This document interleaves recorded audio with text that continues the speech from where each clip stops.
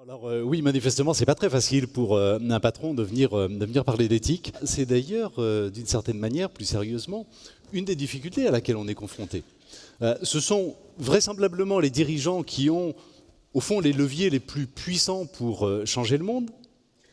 Et en même temps, ce sont eux qui sont les moins enclins à les utiliser. Tout simplement parce qu'ils ont la responsabilité, effectivement, de la rentabilité, de la pérennité, de la survie d'une entreprise, et que confronter cette réalité-là à la volonté éventuelle d'engagement ou d'impact n'est pas toujours très facile. Je peux témoigner que j'ai été pendant très longtemps un dirigeant extrêmement classique. J'ai été un dirigeant extrêmement classique alors même que je ne suis pas issu de ce monde-là. Moi, je suis né d'une famille très simple. Mes parents ont arrêté leurs études quand ils avaient 13 ans. Et non seulement, d'ailleurs, je suis issu d'un milieu tout à fait simple, mais en réalité, adolescent, je ne faisais absolument rien pour en sortir. J'étais à la limite de l'échec scolaire et, je peux le dire aujourd'hui, il y a prescription, sans doute à la limite de la petite délinquance. Et puis, on ne le répétait pas trop quand même, mais... Et puis, vers la fin de l'adolescence, j'ai surpris un jour, en réalité, mon père, discutant avec un ami, justement de cette situation et d'un avenir un petit peu bouché. Et j'ai lu ce jour-là, dans le regard de mon père, tellement de dépit, tellement sans doute de tristesse, que je me suis mis à réfléchir et que j'ai changé du tout au tout et je me suis consacré pleinement à mes études, ce qui fait de moi d'ailleurs un animal un peu bizarre, énarque ayant un bac techno et ancien voleur de mobilette, enfin c'est un peu compliqué.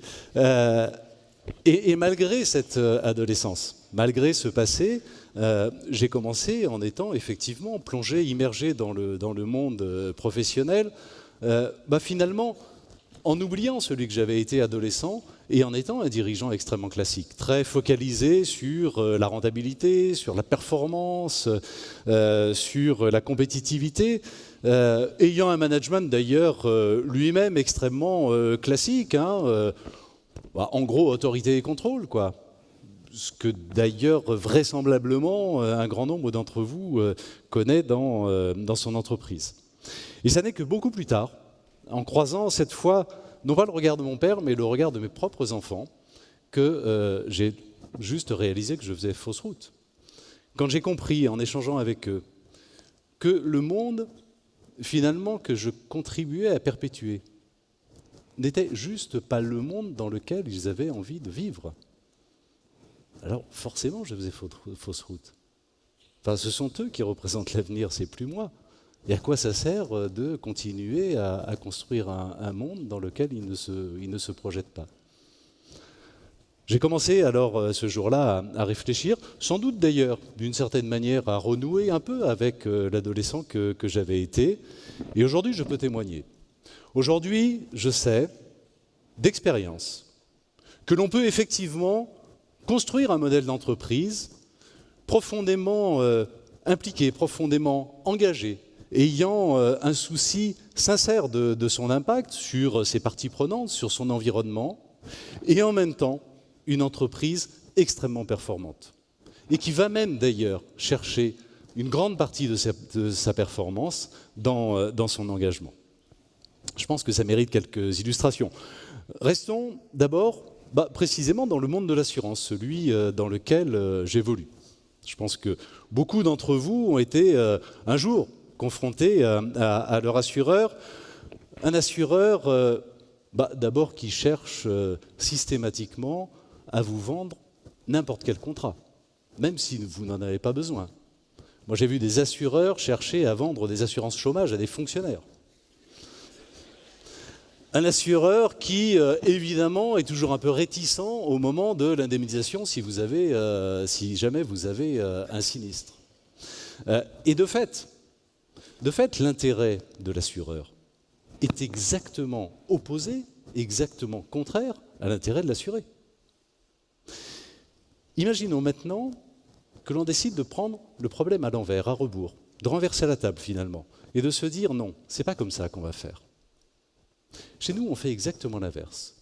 Nous demandons à nos conseillers commerciaux, non pas de faire de la vente forcée, mais de délivrer un conseil sincère, un conseil désintéressé. Et d'ailleurs, pour être sûr qu'ils ne sont pas tentés de faire le contraire, on a banni toute idée de bonus, d'intéressement, de commissionnement en fonction du nombre de contrats qu'ils vendent. On encourage nos gestionnaires de sinistres d'abord à consacrer plus de temps à la gestion d'un dossier. Et puis on les encourage à rendre le meilleur service possible, à aller au bout de l'indemnisation.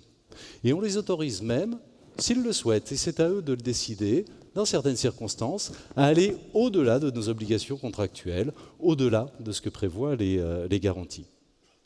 Alors vous allez me dire, qu'est-ce que ça donne une telle politique? Ça peut coûter une fortune, et oui, ça coûte une fortune. Ça coûte une fortune, sauf que, en faisant ça, on génère un niveau de satisfaction qui est complètement unique sur le marché de l'assurance. Et grâce à cette satisfaction, on génère un taux de fidélité de nos assurés qui est, là aussi, totalement unique et totalement décalé par rapport à nos concurrents. Ça veut dire quoi? Ça veut dire que l'on économise entre 100 et 150 millions d'euros chaque année de coûts d'acquisition que l'on n'a pas à dépenser. Et évidemment, cet argent que nous économisons, on peut le recycler dans la qualité du conseil, dans la qualité de la gestion, dans la qualité de l'indemnisation. On voit que c'est gagnant pour l'assuré et pour la compagnie d'assurance, à la fois engagement et performance. Alors, ça reste un exemple dans le monde de l'assurance. On peut élargir. On peut élargir à n'importe quelle entreprise, par exemple en parlant de management. Imaginez demain que votre patron vous dise « Au fond, ma préoccupation désormais, ça n'est plus la rentabilité, ça n'est plus la performance, ça n'est plus la productivité. Ma préoccupation, c'est l'épanouissement de chacun de mes salariés. » Que va-t-il faire? En considérant évidemment que c'est sincère. Il va mettre en place tout ce qu'il peut pour essayer d'améliorer l'épanouissement de ses collaborateurs. D'abord, il va essayer de leur donner plus de sens, au fond, dans leur mission, dans leur action quotidienne. Et puis, il va essayer de leur accorder plus de confiance, en déléguant plus, en leur laissant plus de marge de manœuvre.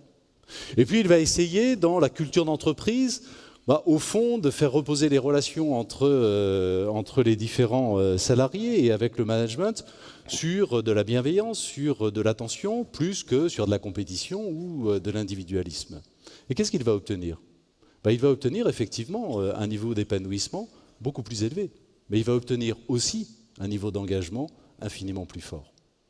On a mis en place un management de ce type-là il y a quelques années. Premier résultat, une baisse en quelques années de l'ordre de 25% de l'absentéisme. J'ai croisé il y a quelques mois déjà une dame au siège de mon entreprise que je ne connaissais pas, qui m'interpelle et qui me dit « Écoutez, monsieur Demurger, je voulais juste vous apporter un témoignage. Ça fait déjà plusieurs mois que je devrais être à la retraite. J'ai décidé de rester. Parce que ce qui se passe dans l'entreprise aujourd'hui, j'ai juste envie de le voir, j'ai juste envie d'y participer, d'y contribuer, et je veux voir jusqu'où ça peut aller. » Il y a un des leaders syndicaux de l'entreprise, et pas d'un syndicat particulièrement progressiste, qui est venu me voir il y a quelques semaines, quelques mois déjà, et qui m'a dit « On a beaucoup débattu au sein de la section. Et on est arrivé aux conclusions suivantes. D'abord, on peut se tromper, mais on pense que vous êtes sincère. Ensuite, on pense que, au fond, ce que vous faites pour l'entreprise, ça va dans le bon sens. Et donc, comme on est cohérent, on a décidé collectivement de vous aider à mettre en place cette politique. Et on a parfaitement conscience, j'ai parfaitement conscience en vous disant ça, que si jamais vous allez au bout, eh bien moi, demain, je ne sers plus à rien. Ça, c'est l'entreprise en interne. On pourrait parler aussi de l'entreprise dans son environnement. Imaginons une entreprise qui, par exemple, accepte de payer ses impôts et ne cherche pas à faire de l'évasion fiscale à tout prix. L'an dernier, nous avons payé en France plus d'impôts que Google, Amazon, Facebook, Apple réunis, que l'ensemble des GAFA réunis.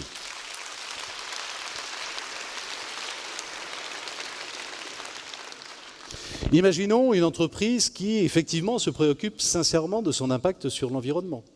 nous le faisons systématiquement, à la fois dans le cœur de notre activité et sur l'ensemble des fonctions support. Qu'est-ce que ça donne? Ça donne le seul assureur qui fasse partie des marques préférées des Français. Ça donne une performance, tout simplement une performance financière. En 10 ans, nous avons multiplié les résultats par 15.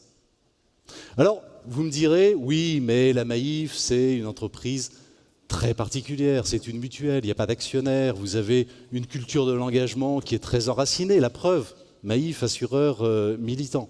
En réalité, non.